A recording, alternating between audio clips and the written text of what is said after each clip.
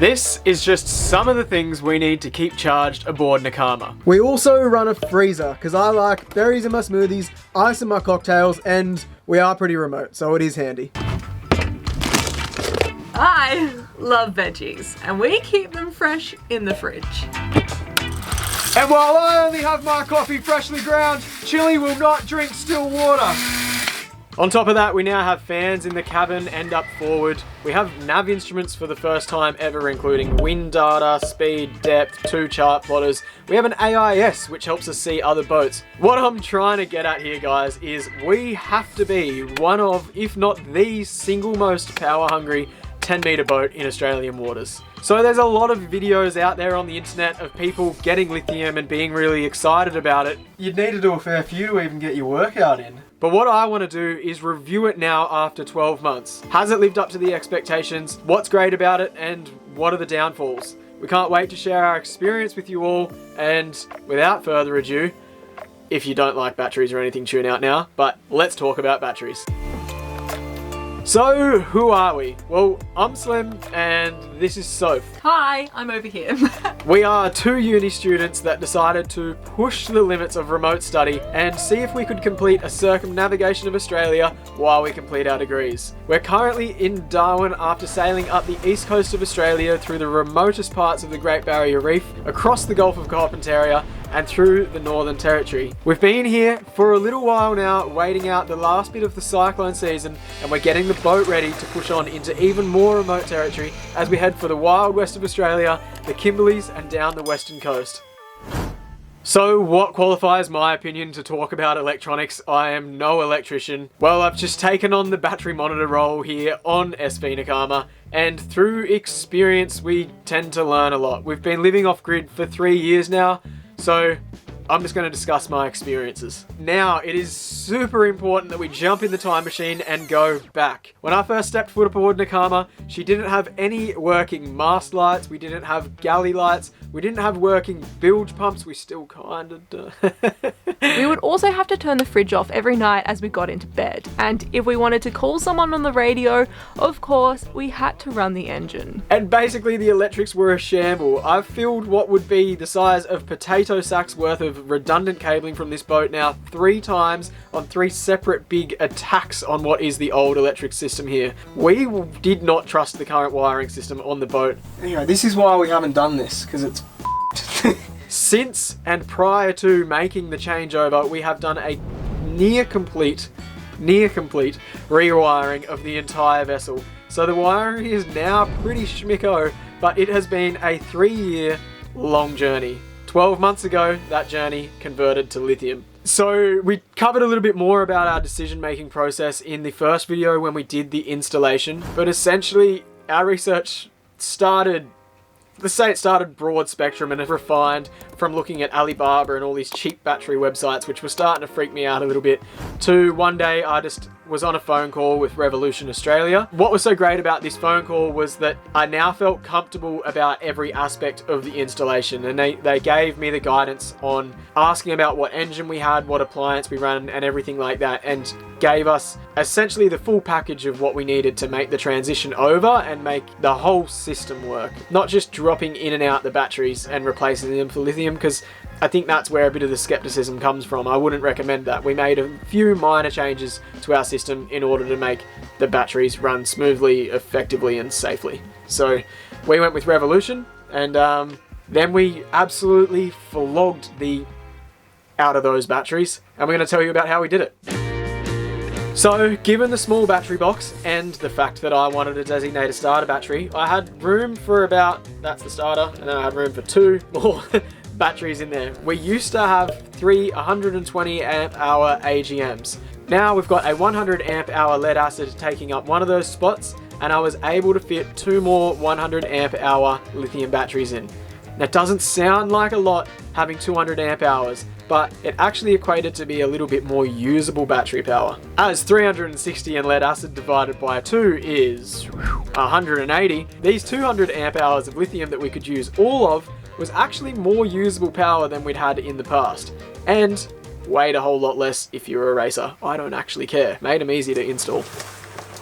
Even That's a battery. Yeah, it's crazy, yeah. So we'll give you a bit of a background on how this all works, how power comes in and power goes out. At the same time as installing our batteries, we did upgrade our solar supply, and that solar charges our house bank directly. In addition to the solar, we actually have a wind generator.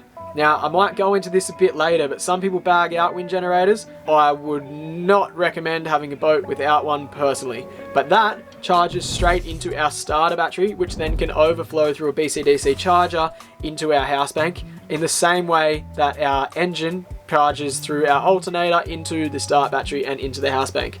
I wanted the wind generator and the solar to have separate areas. The solar brings in a lot more power usually, and half the time we have the wind generator off, but the solar charges the house bank directly.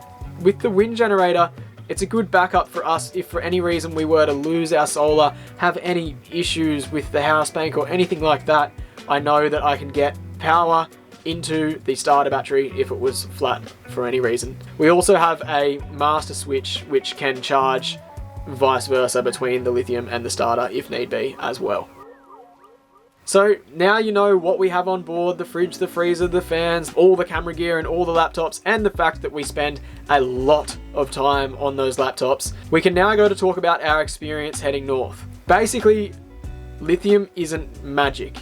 And this is the first thing I want to say to those people that install lithium batteries and think everything will disappear. You still have the amount of amp hours you have. They're not magic. They don't last forever. You still need to charge them. So we only have 200 amp hours. Now, albeit that's more than what we used to have, we've gone a bit berserk instantly after installing them and bought things like a freezer and an extra drone, and we have a far more powerful editing laptop now. So our power consumption sort of instantly went up as well as our battery power went up. But what was the real game changer is how quickly the batteries charge.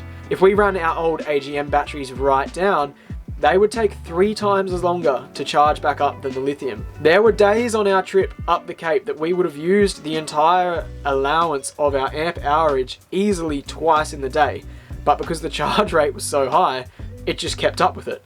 And oftentimes we would find that the batteries would charge so quickly back from being near flat on like 20-30% that we would then be upset that we weren't storing energy because they were full again at midday. And during our trip from Airlie Beach to Darwin, we only ran the engine purely for the purpose of charging the batteries a handful of times. Now guys, that is, I don't know how many nautical miles, but that is an insane achievement to have 3 drones, 2 laptops, the fridge, the freezer. I'm a law student, I spend a lot of time on the internet watching lectures and stuff. Soph does all the video editing, and that blows my law degree out of the picture as far as time spent on the laptop. And on top of that, Soph's also doing a degree. We use a lot of power.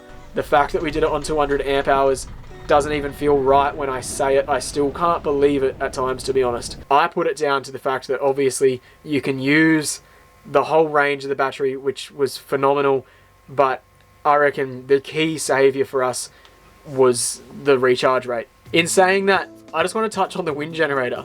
People often rabbit on about not wanting a wind generator. I've met people that are like, I took the wind generator straight off. It's brilliant. We would not have made it up the east coast of Australia at the time we were sailing. It'd be nice if we had some nice weather without the wind generator going.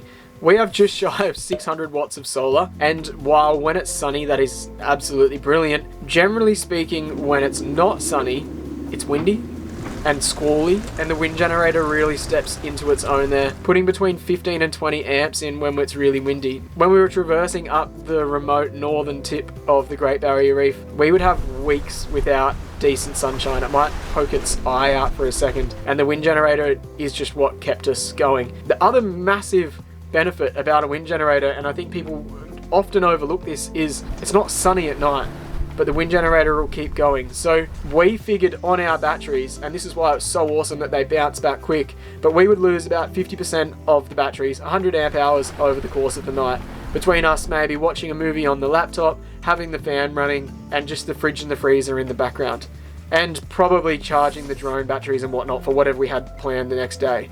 So we were losing 50% of our battery capacity overnight if it wasn't windy. If it was windy, we could really keep that number down, and oftentimes we would wake up with the battery still on 100%. So always I would recommend to a cruiser that wants to go long distances have a wind generator on board if it's within your means. And 100% when you're thinking about changing your battery bank, our experience after a year has been that the initial little hurdle you have to get over on your mind of changing a few things. For us, this just meant we had to run a BC-DC charger between our start battery and our house bank of lithium.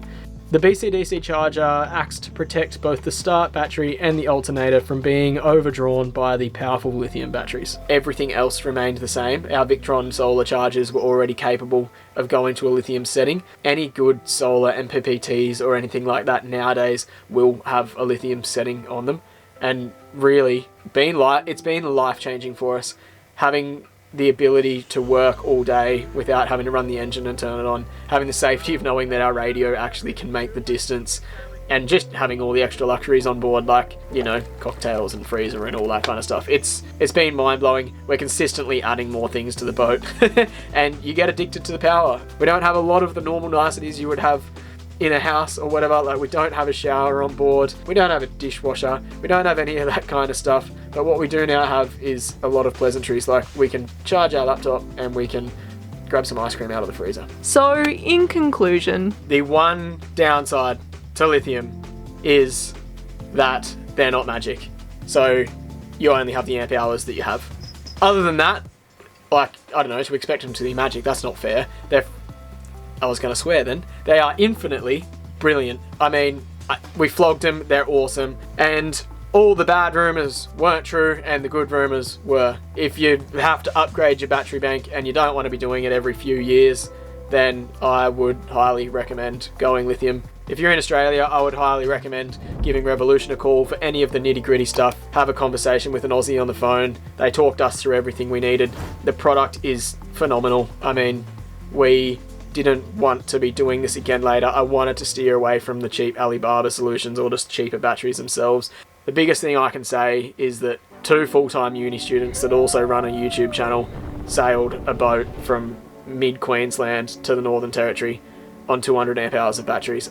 They're brilliant. if you do get in touch with the guys at Revolution Power Solutions, make sure you name drop us, as they will look after you. We promise. Anyway, guys, I hope you enjoyed. I'm going to get back to eating some ice cream because it's hot in Darwin. Tune in next week, we'll be fixing the boat. This is the boat job extravaganza. Everything but the batteries is broken. My butt is so numb. It's actually happening this week because it's a bonus episode, Soph said. See you guys. Fuck, I'm going to eat so much ice cream. See the bloopers in this, it's me just mugging into this tub. Soph's asking for it behind the camera. Not happening.